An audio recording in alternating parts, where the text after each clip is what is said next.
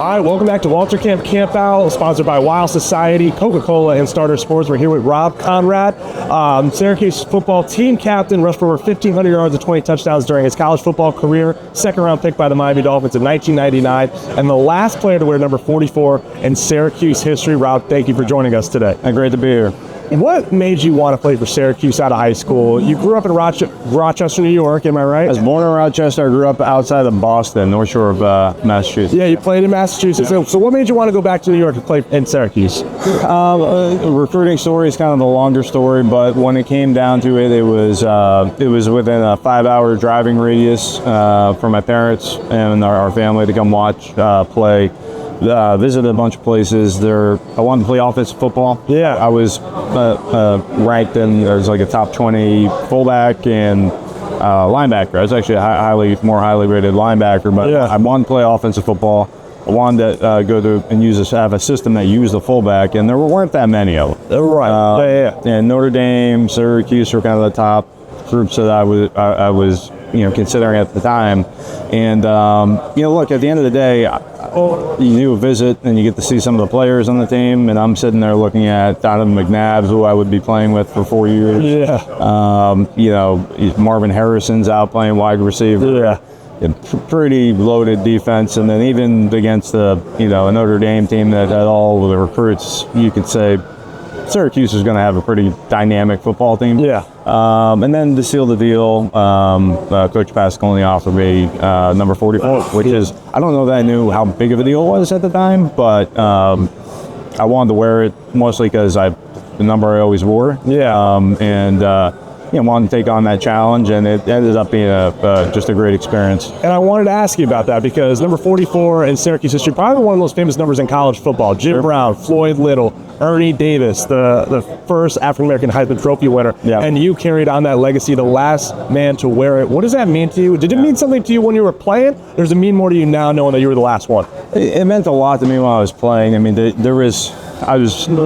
doing an event in Syracuse next week surrounding the legend of the 44, and I was reading an article from 1995, my freshman year, where we played BC. I scored 3 touchdowns and had 100 yards rushing in like the first quarter. Yeah. I thought I was putting on a pretty good show, and then I read the comments, and I remember my conversation with Jim at my formative years of 18 years old.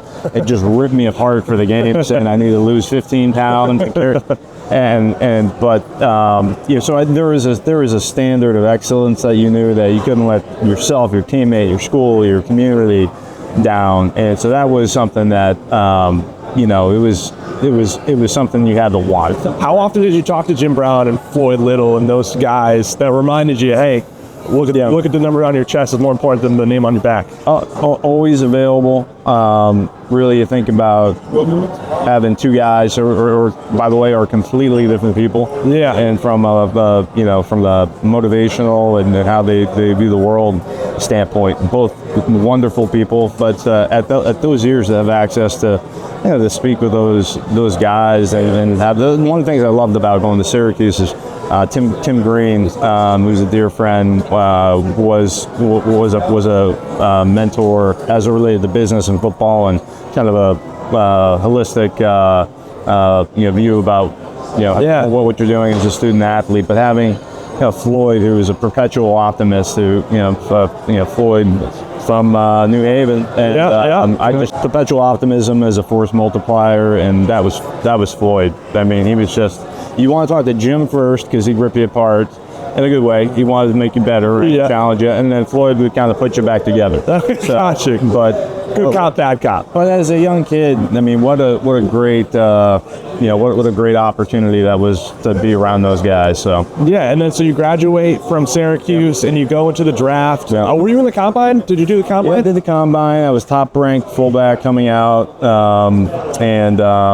it's interesting. When I was coming into the NFL, I would say it was kind of the beginning of the end of the fullback, if you would. I wanted to talk about that a little bit because the position's kind of been phased out. But the one thing that I noticed about your career is that you actually had more catches than you had rushing attempts. Yeah. And that's how it's used today when you see like the 49ers with use check and that more of like a utility kind of F position. So talk to me a little bit about. You want the technical answer?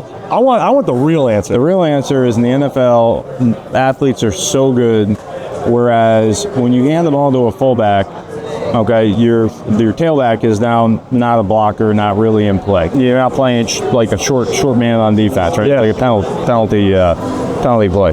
But in college, it's a little different animal. One of the things that we did at Syracuse, we had this freeze option attack where when we wanted to, we had this guy, number 5, Don McNabb, that could, run and throw and do a lot of things. I could run really well as a full, and Kyle McIntosh, our tailback. Yeah. We were all there 4 years together. Yeah. And we all understood just by sight 5-way checks, we could option right, left, and when in college, when you do that, you're flipping it. All of a sudden, the quarterback is pitching on a guy, and you're even Steven on defense. So it gives you a technical advantage when you're able to run the option. In the NFL, there's not much option. So plus my tailback was Ricky Williams. So if they're going to hand the ball to someone, I'd like to think I'd get it once in a while, but I probably would hand it to him too. Yeah. I was at the bottom of every pile though. Well, that's what matters, right? That's what matters. You had 7 touchdowns in your NFL career. Does one of them stand out?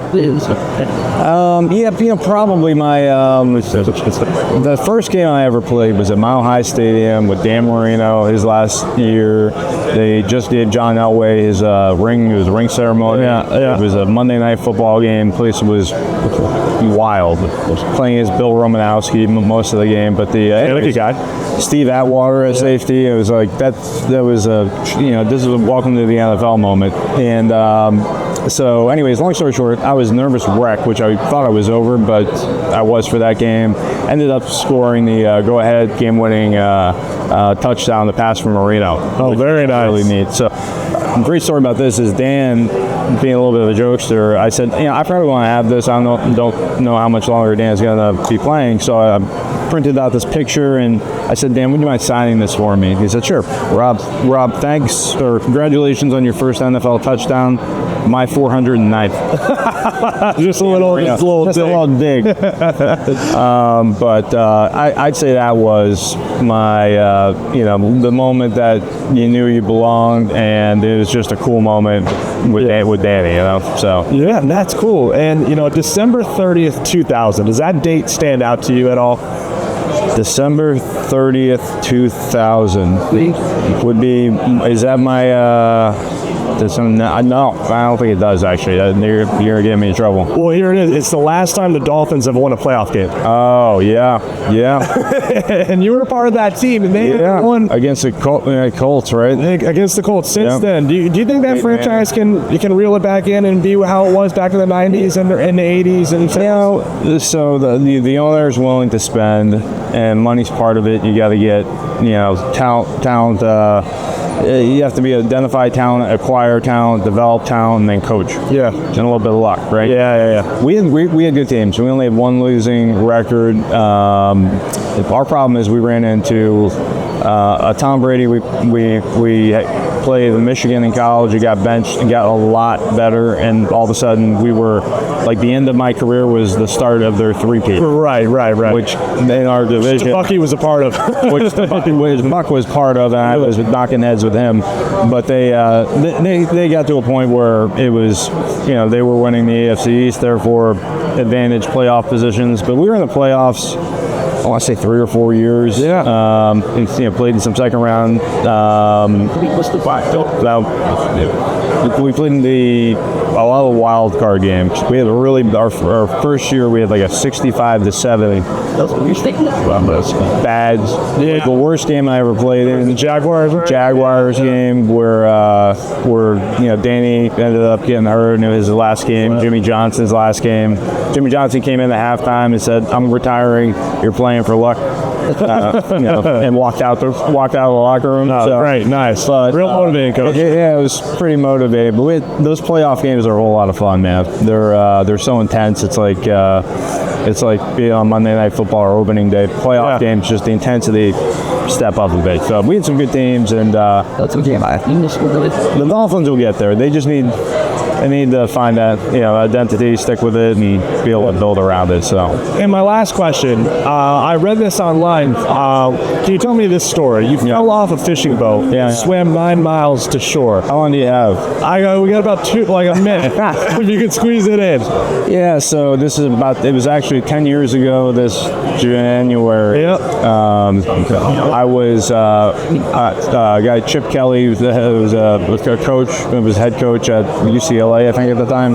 No, I think it might have been, he was somewhere in college. He was been bouncing around. I think he was in Oregon maybe. But he was coming to South Florida, but New England guy, was coming to go fishing. I decided I wanted to go get my boat fixed so nothing bad would happen. So I ran the boat out, fished my way up to where I get service. On the way there, found a fish, long story short, thought I'd turn my engines off, left one on with my steering control heading right towards the Bahamas, flipped out of the boat, and I couldn't catch it because the boat was going 3-4 miles an hour. Yeah. And long story short, I was about 10 miles offshore, traveled 26 miles over 16 hours from noon till 5 in the morning. In January cold front that was 40 something degrees. Oh my God. But the water was 70, so actually it was a little bit better, but there's a lot more to the story. But super.